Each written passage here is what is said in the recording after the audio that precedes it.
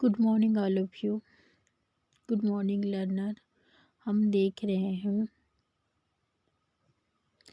C TET सीजीटेट जिसमें contain है बल एवं गति। हम क्लास 9 के चैप्टर देख रहे हैं जो हमारे एनसीईआरटी बुक है, जो साइंस सब्जेक्ट है। ठीक है, तो उसमें हम बल एवं गति के नियम देखते हैं जो ऑनलाइन से रिलेटेड पढ़ रहे हैं। तो उससे क्या डिटेल होते हैं, एनसीईआरटी पढ़ने से बहुत फ़ायदा मिलता है क्योंकि यहीं से ए टू जेड उठा लिया जाता है क्वेश्चन आंसर में। सो लेकर स्टार्टेड।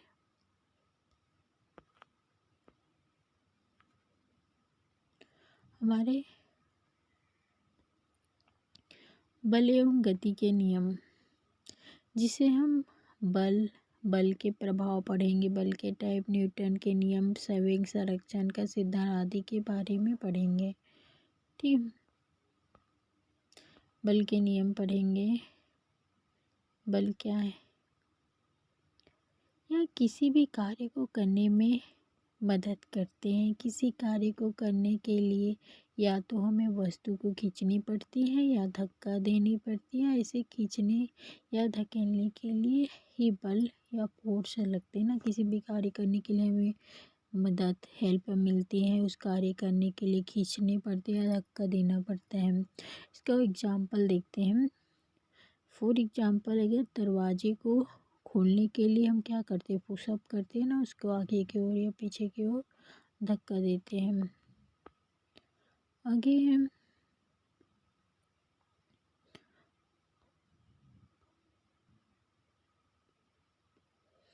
हमने देखा था कि बल क्या है। बल मतलब किसी दरवाजे खिड़की को खोलने के लिए हमें उसको धक्का देना पड़ता है, उसको बल कहते हैं।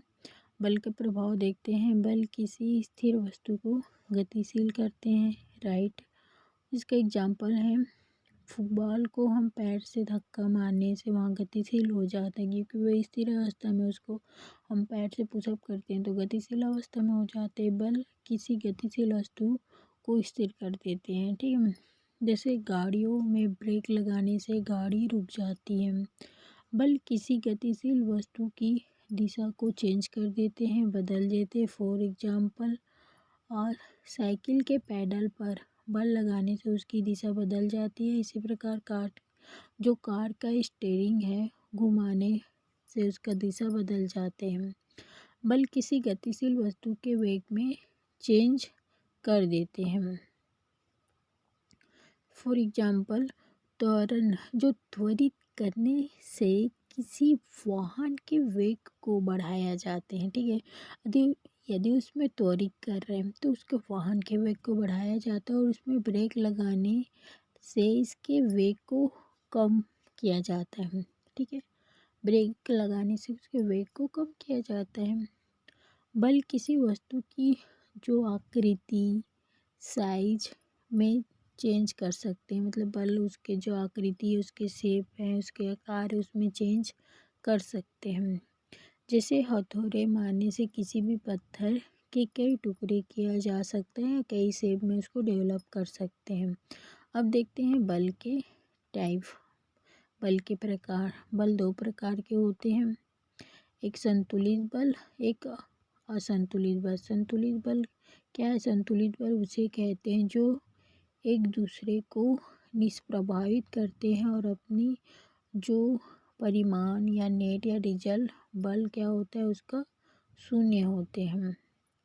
फॉर एग्जाम्पल, जो रस्सी कस्सी, मतलब एक रस्सी कस्सी खेल होता है ना, एक दूसरे के पता है, एक पर्सन यहाँ पर होता है तो दोनों एक दूसरे रस्सी कस्सी करते हैं। तो जब दोनों टीम में रस्सी को बराबर बल से खींचते हैं तब उसका रिजल्ट शून्य होता है। दोनों टीम अपने स्थान पर स्थिर बने रहते हैं। इस दिशा में दोनों टीमों में एक रस्सी पर लगाए गए बल क्या है? संतुलित बल है। मतलब एक ये जो पर्सन है, यहाँ पर जो पर्सन है, दोनों का इक्वल बल है तो उसमें जो बल है वो संतुलित होगा। संतुलित बल के प्रभाव, संतुलित बल किसी वस्तु के अवस्था में परिवर्तन नहीं ला सकते क्योंकि वहाँ बल इक्वल है तो उसका रिजल्ट इक्वल है, तो परंतु उसकी दिशा क्या है? विपरीत है। संतुलित बल किसी भी वस्तु की आकृति आकार में चेंज करते हैं। ठीक है, संतुलित बल कैसे किसी वस्तु की आकृति आकार में परिवर्तन कर देते हैं।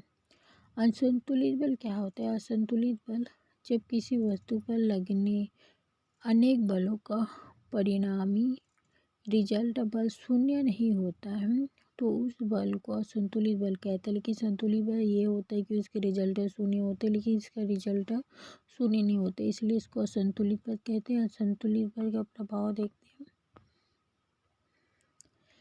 किसी भी स्थिर वस्तु को गतिशील कर देते हैं। किसी भी गतिशील वस्तु के वेग को इंक्रीज कर देते हैं। किसी भी गतिशील वस्तु के वेग को कम कर सकते हैं। किसी भी गतिशील वस्तु के स्थिर बना देते हैं। किसी भी वस्तु की साइज आकृति आकार में चेंज कर देते हैं। अब गति का नियम देखते हैं। गैलीलियो ने अपने प्रयोग के प्रेक्षण से निष्कर्ष निकाला कि कोई गतिशील वस्तु तब तक स्थिर या नियत वेग से गति करती रहेगी जब तक कोई बाह्य बल असंतुलित बल पर इस पर कार्य नहीं करना चाहता, अर्थात कोई असंतुलित बल वस्तु पर नहीं लग रहे हैं। प्रयोग के रूप में असंभव है किसी भी वस्तु को शून्य असंतुलित बल हो सकता है। मतलब कहने का तात्पर्य यह है कि कोई वस्तु गतिशील अवस्था में जब तक उसमें बाह्य बल ना लगाया जाए तब तक वे अपने दिशा में चेंज नहीं हो सकता। बाह्य बल लगाएगा असंतुलित बल कार्य नहीं करता, अर्थात कोई भी असंतुलित वस्तु नहीं लगा रहे हम। आगे देखते हैं कि क्या है, समझने की कोशिश करते हैं। क्योंकि घर्षण बल, वायु दाब और अन्य कई तरह के बल वस्तु पर लगते हैं। घर्षण बल, वायु दाब अन्य तरह से बल लगते हैं। ठीक है, न्यूटन के गैलीलियो के सिद्धांत का स्टडी किया, वस्तु की गति का विस्तृत स्टडी किया और गति के 3 मूल नियम प्रस्तुत किए। कौन? गैलीलियो ने। ठीक है, प्रथम नियम देखते हैं गति का। सब लोग जानते हो जड़त्व का नियम प्रथम नियम है। ठीक है, मतलब नियम वे होता है जो वस्तु गतिशील है वो गतिशील रहेगा जब तक उसमें कोई बाह्य बल ना लगाया जाए, ये गति का प्रथम नियम होता है। ठीक है, पढ़ लेते हैं।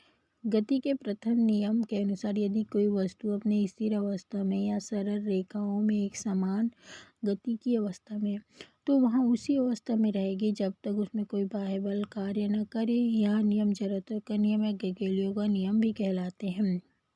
किसी वस्तु की प्रवृत्ति जिसमें वहाँ तब तक अपनी विराम अवस्था में एकवल रैखिक प्लेन गति में मूव करने की अवस्था में रहती है जब तक किसी वस्तु पर कोई बाह्य बल असंतुलित बल कार्य न करे। जड़त्व कहलाते हैं एक भारी वस्तु का जो द्रव्यमान अधिक होती है इसलिए जड़त्व भी अधिक होती है। यही कारण कि भारी बॉक्सों को खींचने और हिलाने में कठिन महसूस होते क्योंकि उसका मास जो होता है वो अधिक होते हैं। न्यूटन के द्वितीय नियम, न्यूटन के गति के दूसरे नियम के अनुसार किसी वस्तु के सहयोग की चेंज परिवर्तन की दर उस पर लगने वाली असंतुलित बल के समानुपाती होते हैं। ठीक है, मतलब गति के दूसरा नियम होता है कि अगर इस तरह बल लगा रहा है तो ये सामने वाला भी बल लगाएगा, एक दूसरे के अपोजिट बल लगाएगा जिससे सहयोग की परिवर्तन की दर लगाने वाले असंतुलित बल के समानुपाती है ना, समानुपाती है। ये भी बल लगा रहे, ये भी बल लगा रहे।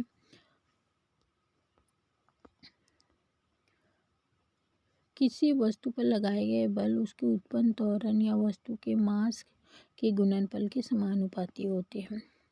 गति के तृतीय नियम देते हैं। इस नियम के अनुसार जब वस्तु किसी दूसरी वस्तु पर बल लगाती है तब वह पहली वस्तु भी दूसरे वस्तु पर उतनी ही बल लगाती है। मतलब पहले वस्तु और दूसरे वस्तु पर बल लगा रहे तो ये भी उतना ही बल लगाएगा जितना ये लगाएगा, ये बल लगाएगा ये तो बी भी उतना ही बल लगाएगा। इस नियम की क्रिया को प्रतिक्रिया का नियम भी कहते हैं। किसी वस्तु में समाहित गति की कुल मात्रा को संवेग कहते हैं। संवेग गणितीय रूप में किसी वस्तु का संवेग के द्रव्यमान और वेग का गुणनफल और संवेग कहलाते हैं। मतलब संवेग क्या है? द्रव्यमान और गुणनफल को ही संवेग कहते हैं। संवेग संरक्षण के नियम जो कि इम्पोर्टेंट है ना, संवेग संरक्षण के जो नियम है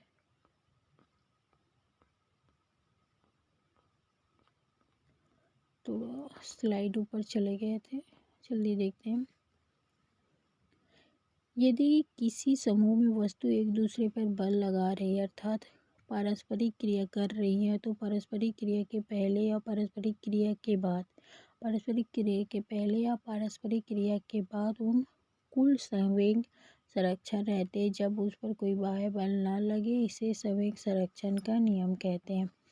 मतलब ये एक दूसरे वस्तु है पर बल लग रहे हैं, ठीक है। मतलब किसी ग्रुप है तो एक दूसरे पर बल लग रहे जब तक उस पर बाह्य बल ना लगा हो। इस प्रकार के हमारे संवेग का हो गया। मतलब संवेग संरक्षण वे नियम होते हैं जब तक वो एक दूसरे पर कार्य कर रहे हैं तब। मतलब यदि किसी ग्रुप में, ठीक है, किसी ग्रुप है, ये ग्रुप है तो इसमें वस्तु है तो एक दूसरे पर बल लगा रही है अर्थात एक पारंपरिक क्रिया कर रही है तो पारंपरिक क्रिया के स्टार्टिंग से पहले और उसके बाद जो टोटल संवेग संरक्षित रहते हैं। जब उस पर कोई बाह्य बल ना लगाए तब तक वो टोटल संरक्षित रहते हैं। इसी को संवेग संरक्षण का नियम कहते हैं। इस प्रकार से हमारे बल और गति के जो चैप्टर है वो कंप्लीट हुआ। बस कंटेंट है, इसको MCQ देखेंगे।